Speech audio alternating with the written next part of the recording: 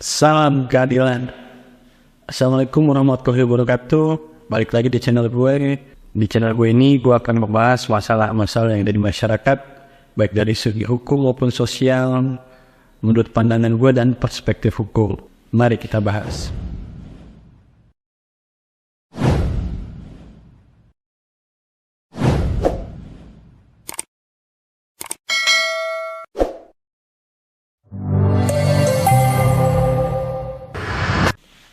Hai teman-teman semua, apa kabar? Mudah-mudahan kalian sehat. Balik lagi di channel gue ini. Kali ini gue akan ngebahas tentang masalah yang sebetulnya sudah lama banget di kita tahu masalah ini. Bahkan kita nggak tahu ujungnya kapan masalah ini akan selesai, yaitu tentang tindak pidana korupsi. Nah, teman-teman pasti tahu lah artinya apa sih itu korupsi.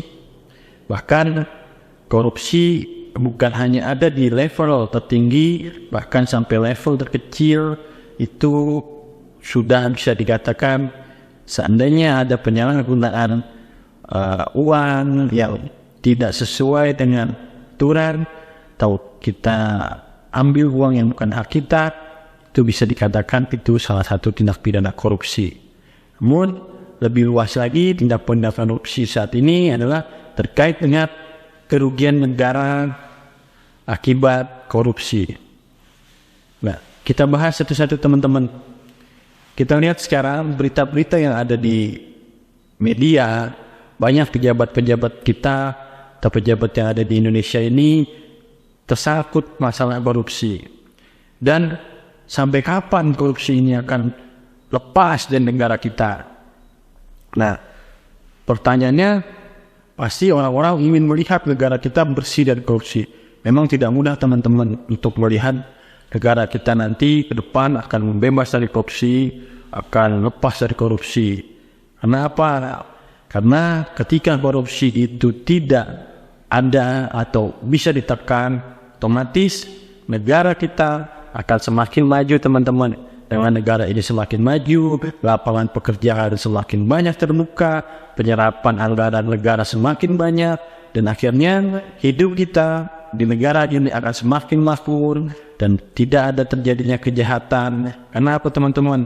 Ketika negara ini sulit, tindak pidana kejahatan akan selalu ada. Bayangin teman-teman, banyak orang-orang yang melakukan kejahatan karena uang, seperti mencuri, merampok, bahkan ada uang 10.000 itu bisa jadi terjadi peristiwa pidana karena sakingnya susah ekonomi kita. Nah, itu imbas dari, tanpa kita sadari, itu imbas dari banyaknya korupsi di negara kita. Ini saya jelasin sedikit teman-teman. Artinya ketika korupsi itu merajalela, otomatis pendapatan negara kita telah diambil oleh para koruptor. Artinya pendapatan yang seharusnya maksimal masuk ke kas negara itu tidak maksimal teman-teman. Yang dimana ketika pendapatan negara tidak maksimal, yang harusnya pendapatan negara itu bisa dibagikan merata oleh semua rakyat, dibangun ekonominya. Namun ketika itu dikorupsi, itu dimakan oleh segelintir pihak atau oknum, nah negara ini tidak akan maju sampai kapanpun teman-teman.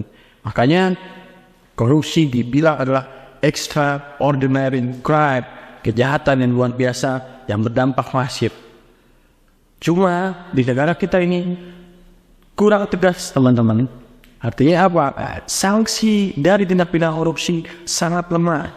Sekarang kita dengar ada undang-undang perampasan aset, sampai sekarang kita belum tahu judulnya di mana. Artinya undang-undang perampasan aset itu akan memiskinkan koruptor. Namun sampai sekarang tidak pernah ada hal-hal terkait dengan tindakan hukuman bagi perampasan aset. Karena apa teman-teman? Balik lagi, ini masalah politik teman-teman. Ketika politik itu sudah kuat di sana, bahkan aturan yang akan merugikan sebelah pihak itu sangat ditentang oleh para politisi, oknum politisi. Makanya teman-teman, kita sebagai masyarakat harus mengawal itu, harus benar-benar bersama untuk melihat bahwa pemerintah harus segera menyelesaikan undang-undang tentang perampasan aset. Karena apa? Dengan undang-undang perampasan aset itu akan menimbulkan efek jerah bagi para pelaku korupsi, dan dia akan dimiskinkan baik dari segi harta maupun hukuman dari segi moral, teman-teman, ditambah pidana kurungan. Nah, sekarang pertanyaannya, kenapa korupsi masih bisa merajalela? Ini menurut pandangan gue, teman-teman semua, bahwa korupsi adalah alurnya. Kalau kita lihat, kenapa pejabat, bupati, gubernur, setingkat menteri itu bisa sangkut korupsi? Karena di situ ada permainan lelang, teman-teman. Ketika lelang itu dipilih atau ditunjuk oleh pihak dalam seperti menteri, seperti pejabat, bupati, di situ ada penyalahgunaan anggaran seperti maaf, seperti suap, seperti gratifikasi, teman-teman. Padahal di situ sangat dilarang, teman-teman. Ini merupakan tindak pidana korupsi. Kenapa? Karena itu sangat merugikan negara. Bahkan ketika ada proyek fiktif, kita lihat Menara BTS yang sekarang lagi, kemarin Menkominfo bilang bahwa ada pembangunan ini, pembangunan itu, ternyata dengan biaya yang sedemikian yang dianggarkan, ternyata hanya penyerapannya berapa, atau ternyata ada gratifikasi, atau ada penunjukan langsung terhadap para konsultan atau penerima proyek. Nah, ini tidak sesuai dengan aturan tentang undang-undang pidana korupsi. Jadi teman-teman, satu yang harus kita lakukan adalah berani melakukan terobosan hukum seperti menghukum seberat-beratnya bagi pelaku tindak pidana korupsi. Seperti yang di negara Cina, hukuman mati, teman-teman. Siapa kalau udah hukuman mati yang berani untuk korupsi? Yang kedua adalah miskinkan koruptor. Setelah miskinkan koruptor, buat sanksi sosial, cabut hak politiknya. Dengan adanya hukum yang tegas tanpa pandang bulu, itu akan membuat efek jerah korupsi, teman-teman. Koruptor-koruptor tidak akan berani. Sekarang kita lihat, teman-teman semua, berapa hukuman bagi para koruptor? Paling besar berapa tahun, teman-teman? Itu tidak sebanding dengan duit yang dia makan dan tidak halal, teman-teman. Nah, dan itu harusnya masuk ke kas negara, harusnya itu bisa menjadi pendapatan negara. Namun dimainkan sedemikian rupa oleh para pejabat atau oknum pejabat untuk menguntungkan dirinya sendiri tanpa mementingkan kepentingan negara, teman-teman. Makanya korupsi harus kita lawan, harus kita gencarkan untuk apa? Mau negara ini maju, mau negara ini makmur, korupsi terus diberantas, teman-teman. Jangan sampai korupsi merajalela. Karena akar permasalahan negara ini adalah budaya korupsi, budaya suap, budaya gratifikasi. Sampai kapanpun, kalau itu masih ada di negara ini, masih tinggi tingkat korupsinya, jangankan dia, teman-teman, mungkin negara yang miskin makin miskin, yang kaya akan semakin kaya. Ini adalah ketimpangan dan ketidaksamaratan atau ketidakadilan dalam hal ekonomi, teman-teman. Makanya, di samping hukum yang tegas, dan kedua adalah pengawasan, teman-teman. Kedua, pengawasan apa, teman-teman? Jadi masyarakat harus berani melaporkan jika ada korupsi. Harus berani melaporkan jika terjadi tindak pidana korupsi. Semua mata harus berani untuk berspeak up. Artinya speak up untuk berbicara bahwa di sana ada korupsi, di situ ada kolusi, di sini ada nepotisme. Karena nggak mungkin KPK akan mengawal sedemikian rupa atau sedemikian orang di satu negara ini, teman-teman. Nah, ibaratnya gini, teman-teman, mata atau intel kita untuk korupsi itu adalah masyarakat. Nah, masyarakat wajib lapor, teman-teman, kalau misalkan ada penyalahgunaan dalam hal kewenangan atau korupsi. Nah, setelah pengawasan dari masyarakat sendiri, kita harus ubah sistem, teman-teman. Yang kita lihat adalah sekarang lelang yang ada di negara kita itu tidak berdasarkan lelang yang mandiri teman-teman. Artinya tetap saja kabupaten, pemerintah kabupaten, gubernur, pemerintah provinsi, dan pemerintah pusat tetap bisa meninjuk langsung. Ini ide sih teman-teman semua. Kalau misalkan pemerintah pusat berani membuat badan lelang sendiri, berani membuat badan lelang sendiri tanpa ada campur tangan dari pemerintah pusat, pemerintah provinsi, itu menjadi suatu terobosan agar apa? Agar semua proyek yang masuk memang dilelang secara terbuka, transparan, tanpa adanya intervensi dari pihak luar atau kroni-kroni dari pejabat terkait, supaya apa teman-teman? Ini menjadi suatu terobosan. Kita tidak lagi bermain dengan misalkan menteri ada proyek di kementeriannya, penunjukan padahal sudah lelang. Ternyata faktanya apa teman-teman? Itu masih berkaitan dengan kroninya atau penunjukan langsung, walaupun secara data itu telah dilelang secara terbuka, tapi itu nihil teman-teman, itu fiktif.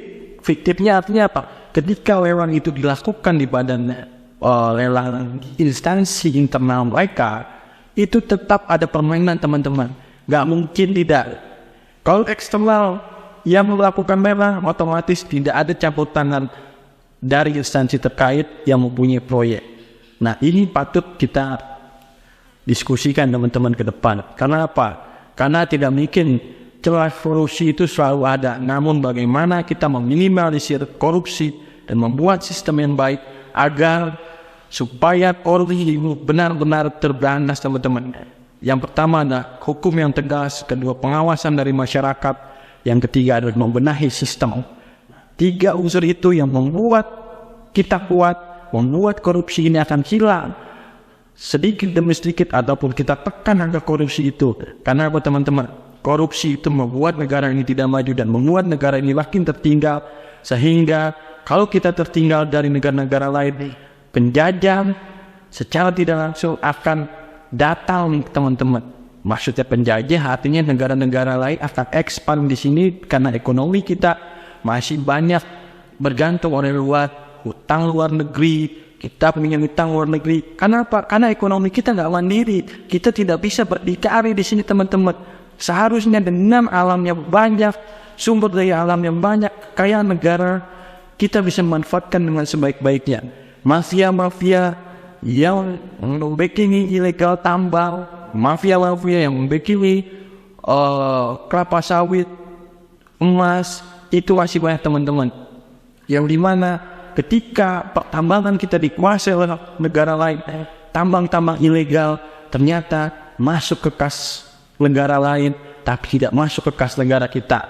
Nah, satu yang pertama harus kita pantau adalah banyak usaha-usaha ilegal yang dibekini oleh pemerintah, yang seharusnya kekayaan itu diambil oleh pemerintah untuk kemakmuran rakyat, namun tidak pernah ada satupun yang masuk ke kas negara.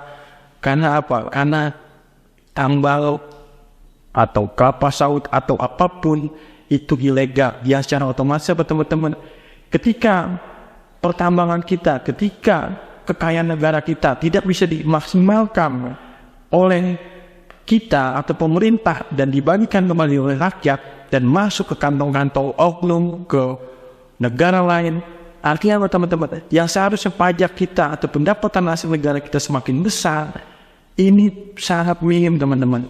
Itulah yang dinamakan ekonomi kita harus berdiri di kaki sendiri, supaya kekayaan kita tidak lari keluar dan hasil pajak kita maksimal untuk negara kita teman-teman.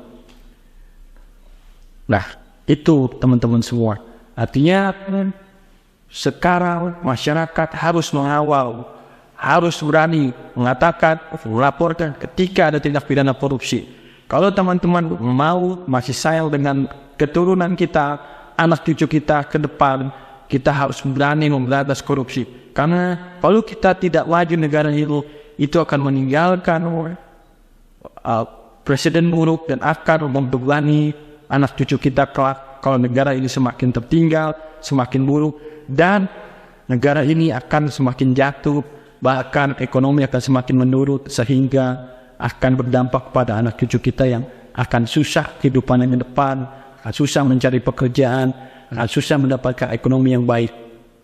Dari sekarang kita harus berani mengatakan tidak pada korupsi, kita harus berani mengawal jika terjadi adanya korupsi di manapun itu, berani melapor, berani speak up untuk berbicara bahwa korupsi tidak bisa hidup di negara kita. Mungkin itu aja teman-teman, maaf kalau ada salah-salah kata. Maksud video ini adalah mengedukasi dan menghibur, tidak ada maksud untuk menyinggung siapapun. Kalau memang teman-teman suka bisa like, dan jangan lupa komen, subscribe, and share, dan jangan lupa tunggu video-video gue yang lain. Sampai jumpa teman-teman. Assalamualaikum warahmatullahi wabarakatuh. Salam keadilan.